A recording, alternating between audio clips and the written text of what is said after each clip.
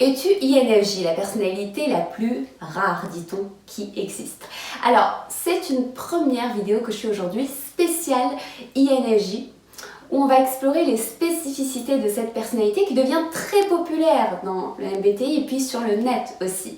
On va voir qu'est-ce que ça veut dire exactement être INFJ, qu'est-ce que ça implique. Et ça s'annonce passionnant. Prêt? C'est parti! Alors, on m'avait demandé de détailler la relation de l'INFJ à l'amour. Comment un INFJ peut trouver le bon partenaire, la compatibilité et puis la relation de l'INFJ à l'amitié. Et on va aborder tout ça dans les prochaines vidéos. Mais avant, je vais prendre le temps de te parler du type INFJ en bonne et due forme, c'est-à-dire de définir qu'est-ce que ça veut dire d'être INFJ. Alors pour ma part, ça fait à peu près une dizaine d'années que j'approfondis progressivement, couche après une autre, la typologie de Jung, le MBTI, le Golden, à travers des lectures, des certifications, beaucoup d'observations et de réflexions personnelles. Et donc ce que je vous partage ici sur l'INFJ, c'est le fruit de ma compréhension et c'est aussi le fruit de comment je me suis approprié cette définition du type INFJ, dans lequel, maintenant tu l'as compris, je me retrouve aussi. Alors voici un truc important. Découvrir son type psychologique ou son type MBTI, ça ne se fait pas juste en passant un test. Surtout pas sur internet. Et j'insiste vraiment sur ce point parce que c'est tellement facile de juste répondre à quelques questions et de se dire « Ah bah voilà, le test m'a dit que je suis... » Non, tu n'es sûrement pas ce que le test a dit que tu es, juste parce que le test a dit que tu es ça. Un test, surtout en ligne, ce n'est pas du tout une référence. C'est juste au mieux un outil, ça te décrit comment tu te perçois, les choses dont tu es conscient. Et la plupart du temps, les questions sont juste grossièrement orientées. Donc ça te donne rarement ton vrai type. Trouver ton vrai type, c'est une démarche, c'est un cheminement personnel. Toi de regard extérieur, si tu as des proches avec qui tu peux échanger sur le sujet, eh bien c'est précieux parce que ces proches-là vont t'aider à y voir plus clair sur ton propre fonctionnement et surtout sur tes angles morts dont tu n'as pas conscience. Bref, c'est en t'appropriant petit à petit chaque fonction psychologique et en apprenant à repérer comment ça se manifeste dans ton fonctionnement propre, dans ta vie quotidienne, c'est comme ça que tu retires le meilleur de la connaissance de ton type.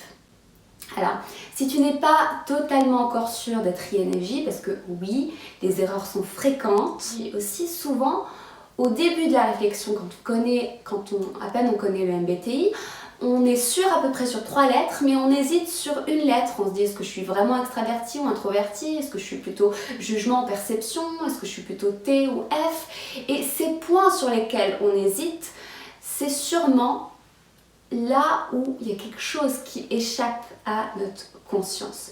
Donc si tu te reconnais toi aussi en tant qu'INFJ, ou même si tu es un petit peu dans le doute parce que INFJ, ça te parle globalement, mais t'es pas vraiment sûr, eh bien je t'invite à prendre une démarche active en écoutant cette vidéo comme je vais te l'expliquer dans un instant. La raison, c'est qu'il est difficile de décrire son propre fonctionnement parce que ce sont des choses qu'on fait vraiment automatiquement, sans y mettre de l'effort. Quand c'est vraiment toi, en fait, tu le vois pas, c'est tellement proche de ton nez, c'est comme respirer, c'est un réflexe, on respire et puis c'est tout, on réfléchit pas à comment on fait pour respirer. On ne fait pas non plus d'efforts pour respirer à moins d'être malade. Tu vois ce que je veux dire? Donc je te conseille vraiment de prendre le temps de noter la signification personnelle de chacune des fonctions psychologiques qu'on va voir aujourd'hui, les fonctions psychologiques qui dominent pour l'INFJ, et de prendre du coup le temps de la réflexion pour conscientiser, tiens, comment ça se manifeste chez moi ça, comment ça se manifeste, ça se répercute dans mes relations avec les autres, en amour, au travail, etc. Ok? Alors allons-y. Donc l'INFJ correspond au langage MBTI à I pour introverti, ça veut dire privilégier son monde intérieur. Intuitif, il voit le monde sous forme de possibilités et passe son temps à jouer avec des images, des concepts abstraits. Feeling, ça veut dire prendre ses décisions en priorisant l'harmonie sociale, l'impact émotionnel sur autrui et sur soi. Jugement pour une préférence, pour trancher dès qu'il y a assez d'infos qui sont récoltées. Ça veut dire que c'est aussi aimer s'organiser et savoir où on met le pied.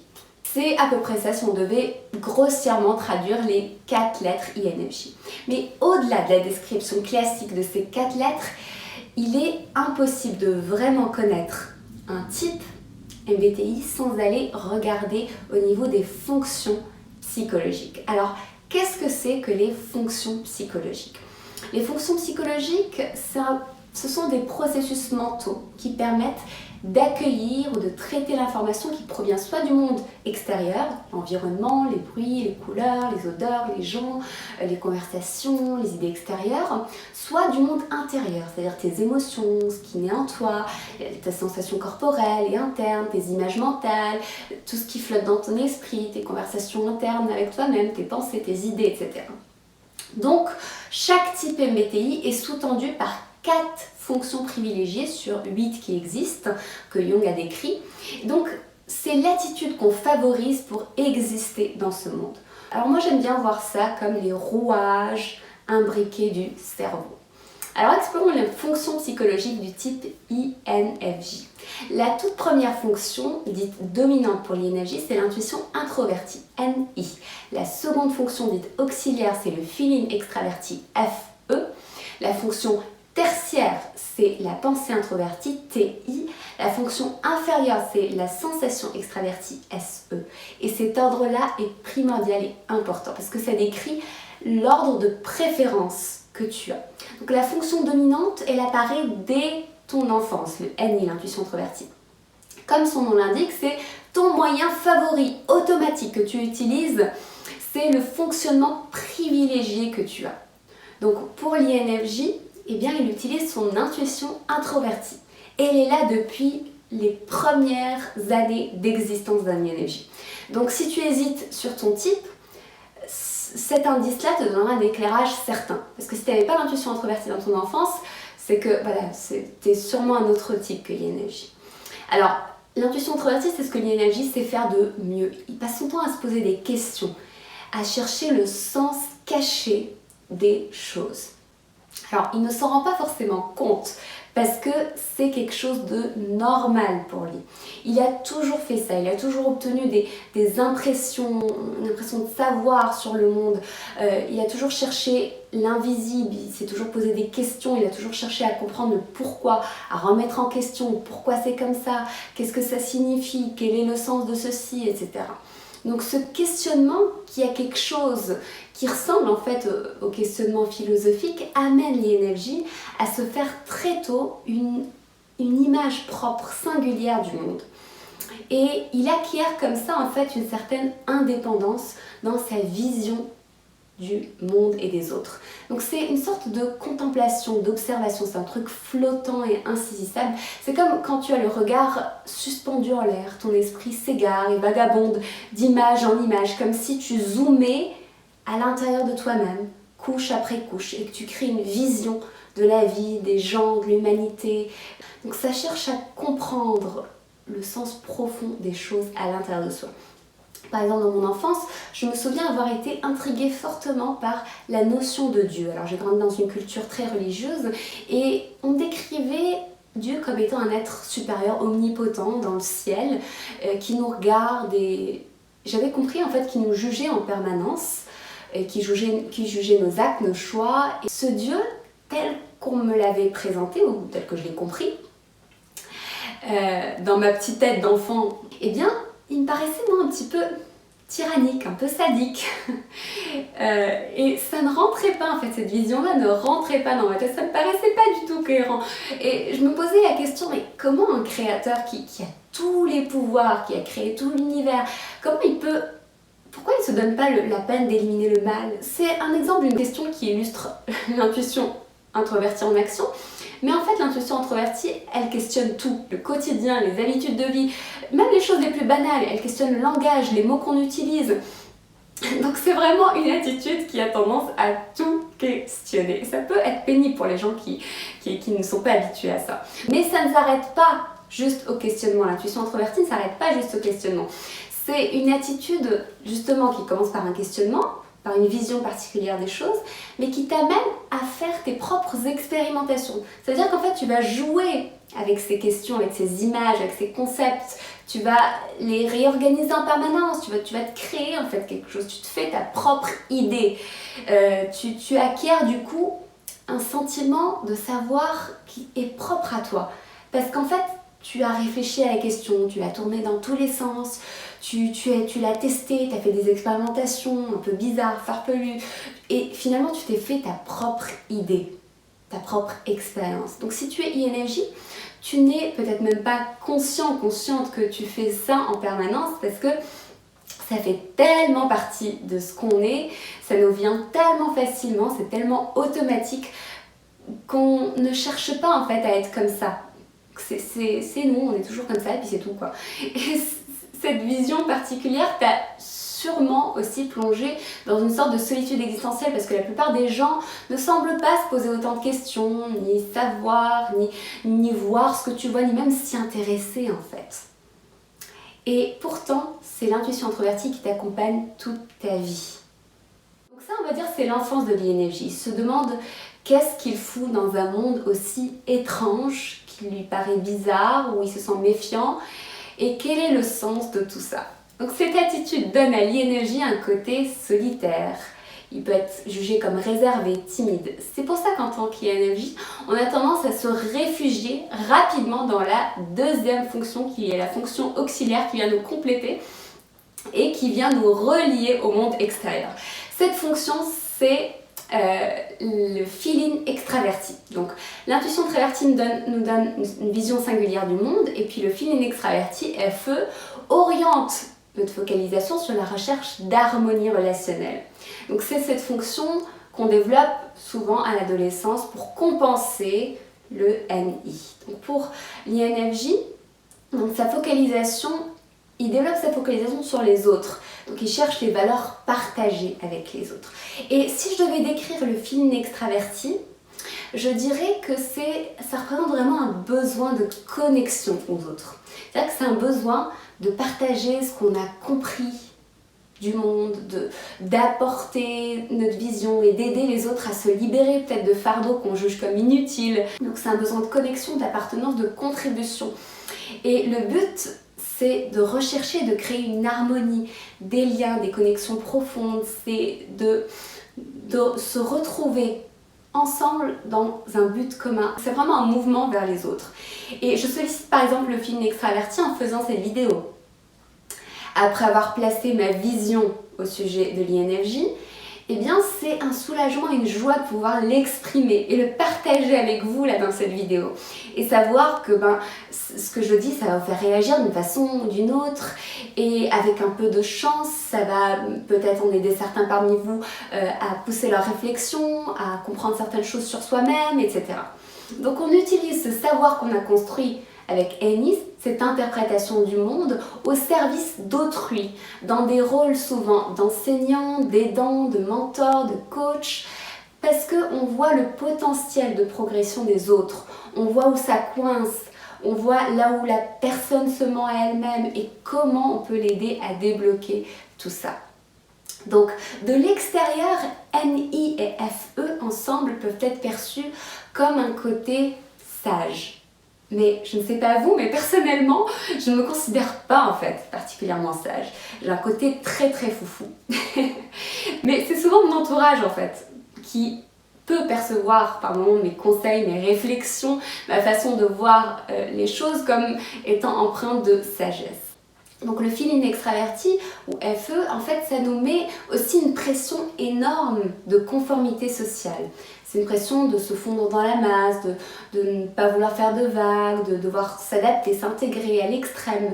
Parfois même en s'oubliant soi-même, en oubliant son identité. Ça, c'est un point important.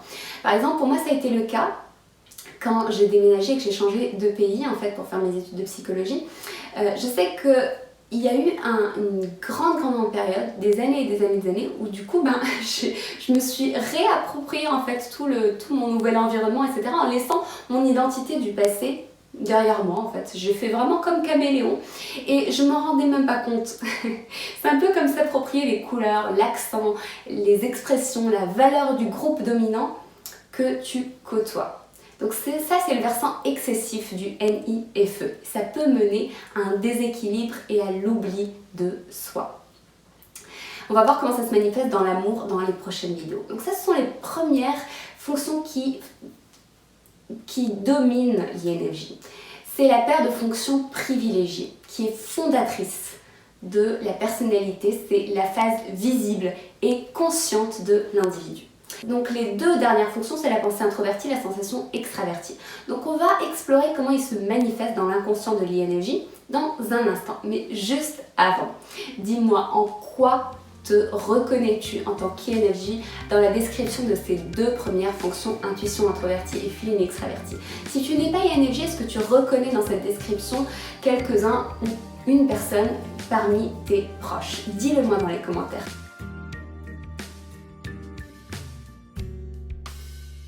Alors parlons maintenant de la troisième fonction de l'INFJ, qui est la pensée introvertie. Alors, qui dit la fonction tertiaire, elle est à la troisième position, dit que c'est un peu lointain, c'est inaccessible. C'est plus inaccessible que les deux premières fonctions. C'est une fonction moins maîtrisée. La pensée introvertie, elle vient compenser la fonction auxiliaire.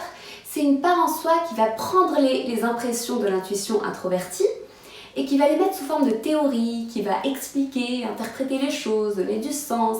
Donc l'intuition introvertie, la pensée introvertie consiste à redéfinir, à mettre de la logique dans les idées et dans les conclusions de l'intuition introvertie. Ça donne une orientation, une direction, un sens critique. Donc c'est l'opposé de la pensée extravertie qui, elle, consiste à vérifier que les règles, les préceptes extérieurs sont respectés. La pensée introvertie, au contraire, est centrée sur une pensée justement qui est à l'intérieur de soi, sur ses propres idées, sur son propre sens critique, sur ses propres règles intérieures, indépendamment de comment les autres pensent. Donc c'est une fonction qui est moyennement mature chez l'INFJ, mais ça peut en tout cas nous donner un côté cynique de la vie, un petit peu sceptique, critique face aux phénomènes et aux mouvements de pensée dominante. Donc, ce qui fait qu'on va pas forcément, on va tout questionner. Par exemple, un INFJ va être intéressé par le développement personnel et la psychologie, mais une fois qu'il est dedans, il va commencer à se méfier de la pensée dominante. Il va se méfier de tout ce qui est à la mode, de tout ce que tout le monde valorise en fait. Là où il y a une foule, l'INFJ, il va en dehors de la foule. Et pour se faire sa propre opinion, par opposition à ce qui est dominant. Il va construire sa propre théorie, il va la peaufiner en rajoutant le fruit de ses intuitions et de ses expérimentations. Donc la pensée introvertie, c'est aussi une fonction qui amène l'INFJ à être hyper critique envers lui-même, hyper exigeant envers soi-même et souvent envers les autres. Ça le pousse à se remettre en question et ça crée chez lui un sentiment d'infériorité. La pensée introvertie avec la sensation extravertie sont les parts les moins conscientes et les moins maîtrisées, comme je l'ai dit. Ce sont les parts les moins matures de notre personnalité. Et la sensation extravertie, c'est la dernière, c'est un petit peu le bébé parmi les 4 fonctions de l'INFJ. C'est ce que j'appelle dans mes archétypes amoureux la fonction star. C'est la fonction qui récolte l'information de façon inconsciente à travers les 5 sens pour donner de la matière à l'intuition introvertie. Donc c'est la fonction qui fait le lien pour l'INFJ entre le monde réel, matériel et le monde intérieur. Mais c'est une fonction qui a encore l'âge d'un bébé. Quand elle ressort souvent sous forme de faiblesse, de susceptibilité. Et elle ressort souvent en excès. Les INFJ ne sont par exemple pas du tout doués quand il s'agit du monde matériel. Et ça, c'est dû à leur fonction inférieure, à leur sensation extravertie. Par exemple, ils peuvent pinailler sur des détails insignifiants, surtout en période de stress. Ils peuvent faire des achats compulsifs, avoir des excès alimentaires. Ils peuvent aussi ne pas être très doués dans les interactions avec le monde extérieur, par exemple dans les sports collectifs. Surtout quand un ballon entre dans l'équation, eh bien ça nous finit toujours sur la tronche. Et pareil pour les bords de table qu'on se prend, les bouts d'orteils qu'on peut piétiner sans le réaliser, demander à mon mari, les croche-pieds accidentels et toutes les autres maladresses.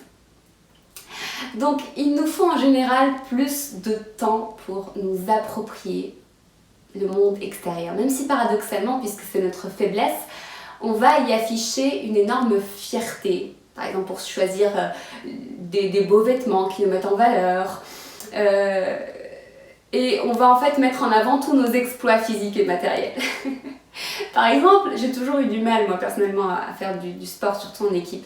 Et n'ayant pas conscience de mon corps, ayant un rapport très particulier avec le monde extérieur et l'orientation dans l'espace, du coup c'était toujours un point faible. Donc j'ai toujours été dispensée de sport. Après, à côté, j'ai appris à faire de la danse par exemple et à développer ma fonction inférieure pour lui rendre un petit peu quand même son dû. Donc, développer sa fonction inférieure t'aide aussi à compléter ta vision. Parce que la sensation extravertie, c'est une fonction qui est sollicitée quand il s'agit d'arrêter de tergiverser et de foncer pour accomplir ta vision dans le monde matériel et concret. Voilà donc pour les fonctions inférieures de l'INFJ. Est-ce que tu t'y reconnais? Est-ce que ça te parle? Dis-le moi dans les commentaires. Donc ces fonctions en disent long sur comment tu perçois le monde, comment tu interagis avec autrui et ce que tu valorises le plus dans tes relations et dans ta vie. Alors maintenant, à partir de cette définition de l'INFJ, la question c'est de trouver des exemples de ta propre expérience pour venir illustrer chacune de ces fonctions. C'est comme ça que tu vas pouvoir t'approprier tout ça. Tu verras, ça t'aidera à mettre du sens, à t'approprier et ça t'aidera, ça sera aussi d'une grande aide pour aborder la semaine prochaine la relation de l'INFJ avec l'amour. L'INFJ en amour, qu'est-ce que ça donne? Voilà, nous arrivons à la fin de la vidéo, j'espère que tu l'as appréciée. Maintenant, si tu en ressens le besoin, si tu ressens le besoin d'approfondir la connaissance que tu as de toi-même pour t'épanouir dans tes relations et en amour, sache que c'est quelque chose que j'aborde dans la Happy Heart School. Dans la Happy Heart School, en fait, il y a tout un parcours pour t'aider à découvrir la profondeur de ta personnalité, à y mettre du sens, à découvrir qui tu es vraiment, comment ça influence ta vie, tes amours, etc. Et à mettre de l'équilibre dans tout ça. Voilà, alors pour découvrir la Happy Heart School, je te propose, si tu le souhaites, de me rejoindre dans une masterclass et qui explique du coup tout ce que tu trouveras dans ce parcours. Les infos sont juste en dessous dans la description de la vidéo. Voilà, si tu as apprécié cette vidéo, fais-le moi savoir en t'abonnant, en cliquant sur le bouton j'aime et en me laissant surtout un commentaire, j'adore vous lire. Et en attendant de se reparler, souviens-toi, cultive ta différence car là est ta force et ta puissance.